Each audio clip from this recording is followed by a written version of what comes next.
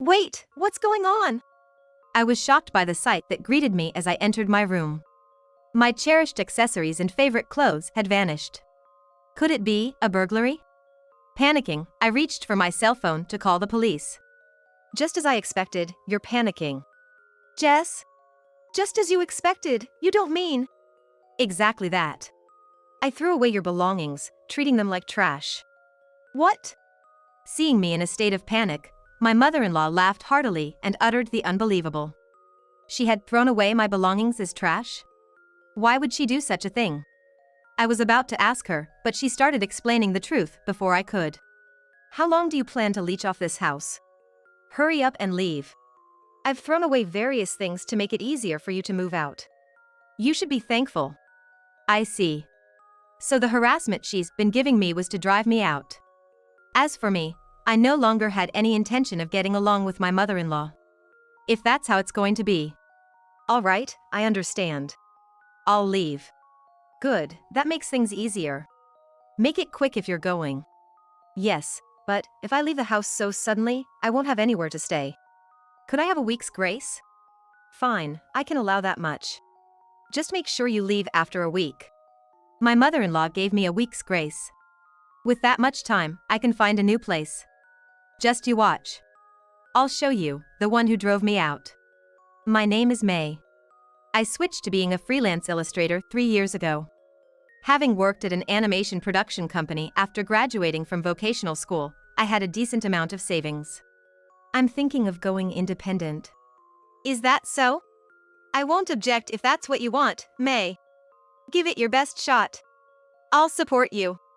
When I asked my husband, Andrew, if it was okay to go independent, he responded positively. I had assumed he would object. Surprised, my eyes widened. Andrew and I have been dating since vocational school, and after graduation, we each went our separate ways but continued dating smoothly and got married in our 3rd year of working. This year marks our 8th wedding anniversary. Really? Thank you. Well, I'm a man who gave up on the illustrator path. I'm personally curious to see how far you can go, May. Just don't overdo it, okay? If you're in trouble, you can always rely on me. Yeah. I'll do my best. With that determination, I quit my job and became a freelancer, but it wasn't easy to make a living. For the first few months, there were times when I had no income and felt down. Maybe it was impossible for someone like me to earn a living as an illustrator. I had such thoughts many times, but I didn't give up and continued drawing illustrations and posting them on social media. Then one day, one of my illustrations went viral, and I became a well-known illustrator on social media. Since then, I've grown rapidly, earning up to $20,000 a month through corporate projects and app stickers. It's all thanks to you pushing me forward. Thank you. Nah, it's just your hard work being recognized. That's really something. I truly am grateful to my husband. If he had said no back then, I wouldn't have been able to earn this much. But still, it's not like I've saved up a huge fortune yet. Ideally, I'd love to buy our own home and have a workspace for myself. Right now, we're living in a cheap apartment, just the two of us. It's great that my work has increased, but I'm running out of space to keep my materials. One day, thinking about all this, my husband suggested moving in with his mother. Mom's the only one living at home, and there are spare rooms. How about it? Really? Can we just move in like that? Of course, I've talked to Mom about it. Ever since Dad ran off with his mistress when I was a kid, we've had spare rooms. Mom said she doesn't mind at all if May uses them. Such a generous offer, I couldn't find a reason to say no. I immediately told Andrew that we should move into his mother's house. 2 weeks later, when we arrived at my mother-in-law Jess's house, she warmly welcomed us. It's been a while, May. It has. Please take good care of me from today on. Likewise. I heard from Andrew that you're now a popular artist, right? Oh, not really that much. Feel free to use the room as you like. Come on in. Living with my kind mother-in-law and husband, I had no worries at all. I'm going to work hard on my creative projects in this house. With a renewed determination, I started my new life at my in-laws. But at that time, I had no idea about my seemingly kind mother-in-law's true nature. After living at my in-laws for 3 months, I had gotten quite used to the environment. All right, that's the work delivered. My work was going smoothly, and I was earning much more now thanks to the upgraded workspace. Things were really going well. I got a bit carried away, but 2 months later, our lives started to go awry when Andrew suddenly got fired from his job. What should we do? Andrew came home sighing deeply. What happened to him? Did something go wrong at work? What's wrong? Did something happen with your sales? After graduating from vocational school, Andrew worked as a salesman at a major trading company for factories. I thought he might have failed in some sales activities. But the response I got was something I never expected. I got fired. What? What did you just say? I mean, I got fired, laid off. That can't be true, right? Andrew was always so diligent at work. Why would this happen? Did you do something wrong to get laid off? Of course not. It's just that our department had been underperforming for a while, and the company saw us as a liability. They told us to either accept a major pay cut and a dead-end job or take a generous severance package and leave. It's practically forced retirement, you know. I couldn't ask Andrew anything more. There were no words I could offer to my husband, who had been so abruptly betrayed by the company he had dedicated himself to. All I could do was to give him some space. From the next day, Andrew began a life of lazing around at home, having lost his job. Honestly, I wished he would snap out of it and start looking for work, but he probably wasn't ready yet. No choice. I'll have to work harder. For Andrew and my mother-in-law, who wasn't working, I immersed myself in my work more than ever. Sometimes I worked non-stop from morning till night, skipping meals. I might have overdone it. Even though I sometimes thought that, after about a month, a substantial amount of money was deposited into my account. Seeing an amount I had never seen before, I unintentionally said to Andrew, "You don't have to rush to find a job. I made $100,000 this month. With this much, we can live comfortably as long as we don't splurge." Whoa, that's amazing. Andrew complimented me, saying I did great, but his eyes looked cold. Why did I tell him about my earnings at that time? From the next day, I began to receive relentless harassment from my mother-in-law Jess because of this. The following morning, "May, come here for a sec." While I was working, I heard Jess calling me loudly from downstairs. That's unusual. What's going on? "Okay. Just a minute." I replied and paused my work to go downstairs. Jess was standing in the living room. What's up? Can you do the laundry? But I haven't finished my work yet. You can do that any time, right? I've been quiet till now, but isn't it about time you start taking care of the house properly? You're a wife, aren't you? Well, she has a point. I can understand where Jess is coming from. Until now, I might have been too engrossed in my work and left chores like cleaning and laundry to her. Feeling remorseful, I told her. "You're right. Maybe I was wrong. Okay, I'll do the laundry as soon as I finish this current task. Just leave it there, please." Later, as promised, I did the laundry and cleaned the living room. Maybe doing this kind of thing once in a while is a nice break. I thought it was a light-hearted matter, but from that day, Jess's mistreatment escalated. Always drawing pictures. Are you a kindergartner? If you have time for such silly things, go shopping. I can't believe your drawings sell. And so on, she started to complain about everything I did. I was constantly being overworked, and my projects weren't progressing at all. On bad days, I was woken up before 5 a.m. to prepare breakfast, inevitably reducing my sleep. I couldn't focus on my work, and the amount of work I could do each day decreased significantly. Though my income hadn't dropped drastically yet. I was worried I might eventually become unable to work. Anxious, I decided to ask Andrew to talk to Jess about stopping the harassment. When we were alone in the bedroom, I brought it up. "Lately, your mom has been picking on me. It's okay to be bossed around, but being at her mercy from morning till night. I might not be able to work at this rate. Could you, maybe, gently ask her to stop?" What a pain. Why do I have to say it? You should tell her yourself. Besides, if you're worried about not being able to work, why don't we just move out? You're making money, right? What? What kind of response is that? I've been working so hard because you've been lounging around without looking for a job. I agree with Andrew that if I have complaints, I should speak up myself. But how can I say such a thing to my mother-in-law? In the end, Andrew turned his back on me and went to sleep without really listening to me. 6 months later. Every day, I continued to face relentless mistreatment from Jess and was exhausted both physically and mentally. Andrew still hadn't made any effort to find a job. My work pace had drastically slowed, and my earnings had dropped to less than half of what they used to be. I'm so tired of this. Realizing this, I found myself having left the house and arrived at a nearby park. Sitting on a bench without doing anything felt incredibly soothing. After about an hour, I felt relaxed and returned home. I'm not in the mood to work today. Maybe I'll take a nap. Thinking this, I went back to my room and was shocked by what I saw. Wait, what's going on? I couldn't believe my eyes when I entered my room.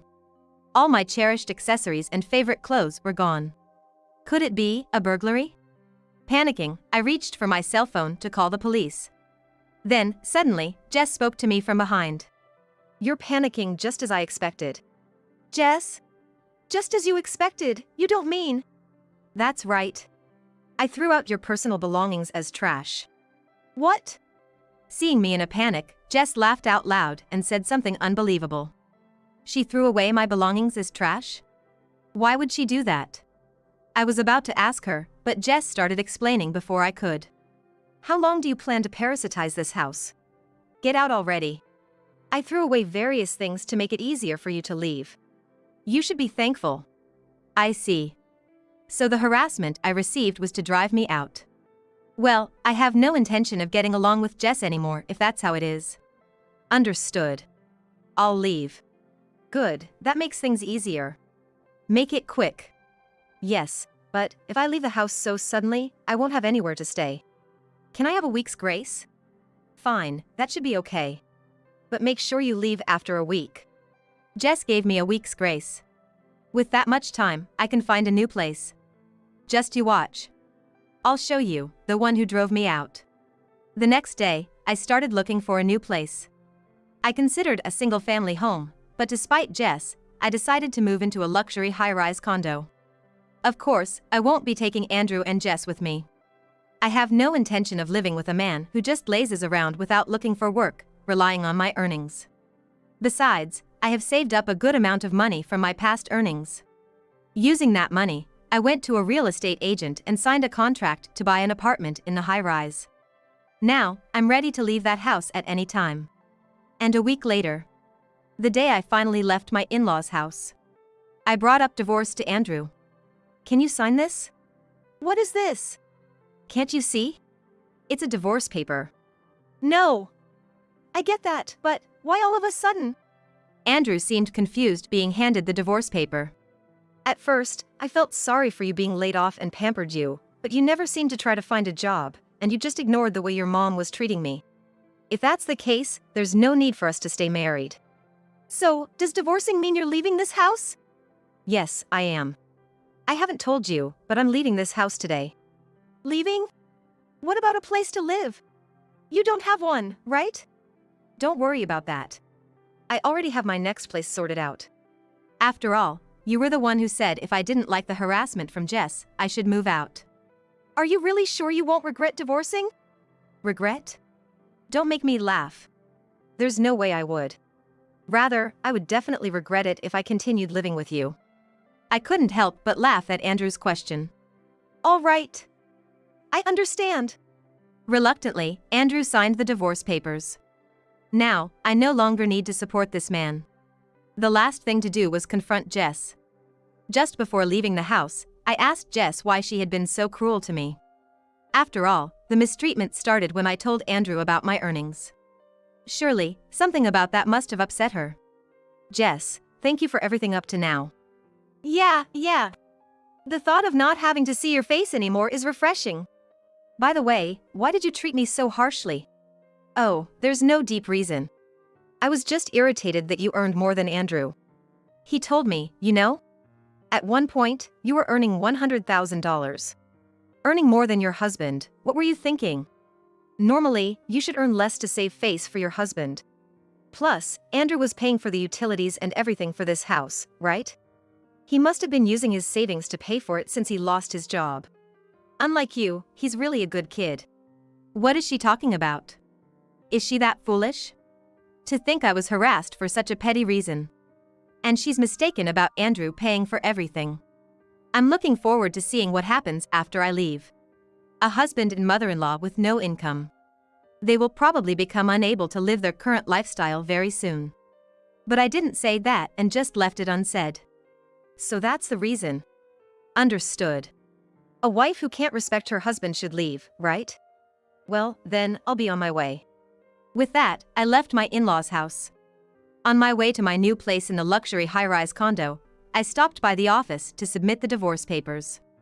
Now, I've completely severed ties with Jess and Andrew. Even if they come crying to me, there's no way I'm helping them. Arriving at my new place, I immediately started organizing my things. The apartment, being luxurious, was spacious, and I secured a considerably large space for my workroom. All right. Time to work hard to make up for all the interruptions I've had. After roughly finishing unpacking, I immersed myself in work. A month later, my cell phone rang. Looking at the screen, I saw Andrew's name. What does he want now? Honestly, I was in the middle of work and initially ignored it, but he kept calling. How annoying. Irritated, I reluctantly answered the call. What? I'm busy. May! Where are you right now? Where? At home, working. I want to talk to you. Can I come over? Huh? I have nothing to talk about with you. Why do I have to meet someone like him? Such a hassle. Just as I was about to dismiss him and hang up, I heard Jess's voice over the phone. May. It's been a while, could we please meet and talk? Jess, who was always so domineering, sounded quite desperate. They're really groveling and begging, aren't they? Reluctantly, I agreed to meet them. Fine. I'll meet you, but it's a hassle to go out, so can you come here? I'll send Andrew the location. I ended the call after saying that. But what could be so important that they need to talk about it in person? While pondering this, I resumed the work I had paused. 30 minutes later, my home's intercom rang. It seemed they had arrived.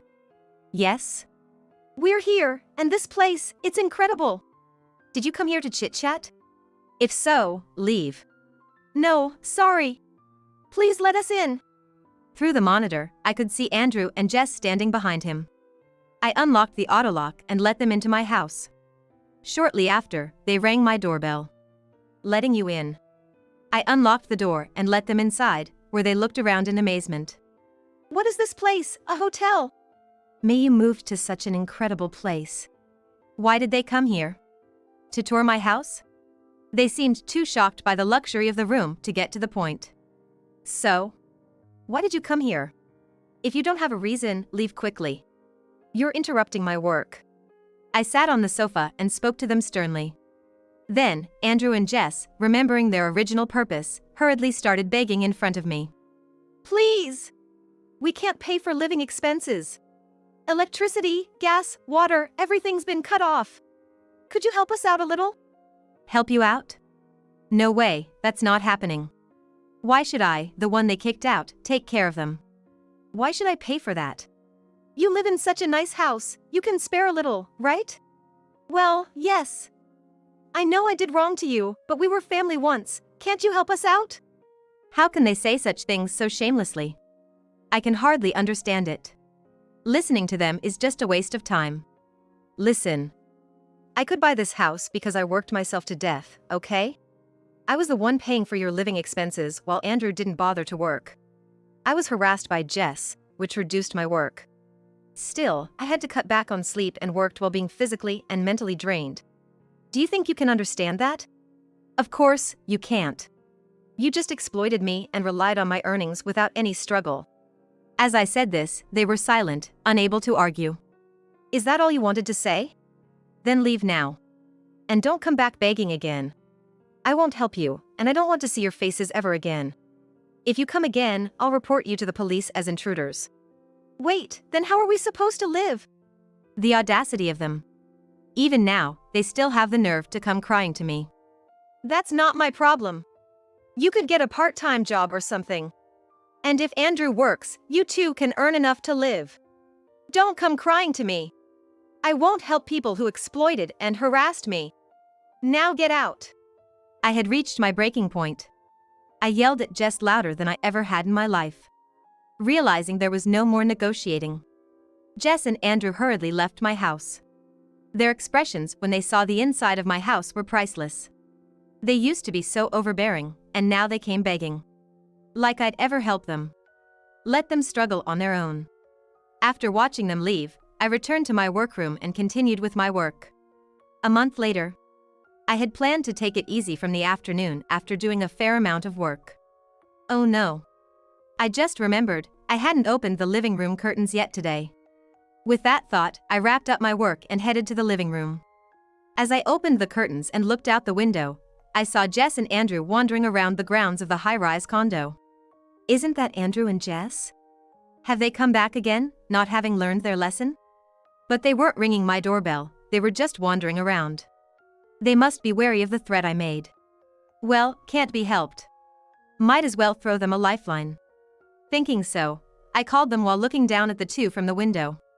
Hello? What are you doing? May? What do you mean? What are we doing? Don't play dumb. I can see you from my apartment right now. Remember what I said? I'll call the police. Wait, we're just wandering, but we're not doing anything, right? Well, that's true. Their actions are totally suspicious, though. Then what are you doing here? Let me guess, you came to ask for my help, right? Well, yes, but since then, I've reflected on my actions and found a job, though it's just a temporary one. I haven't received my salary yet, so I was wondering if you could lend us a little. I'll definitely pay you back when I get paid. So, you can do it if you try. But it's because you only act when you're desperate that I gave up on you. Wow, you got a job, huh? Good for you. If you're working, why don't you borrow from a payday lender or something? Bye. I said that and unilaterally ended the call with Andrew. About an hour later, I heard the sound of police sirens. Could it be? Feeling a bit excited, I looked outside to see Andrew and Jess being stuffed into a police car.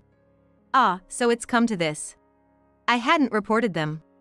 Probably, other residents had seen them as suspicious and called the police. Since that incident, they seem to have stopped relying on me, and I haven't seen them since. I deleted Andrew's contact information and changed my cell phone number.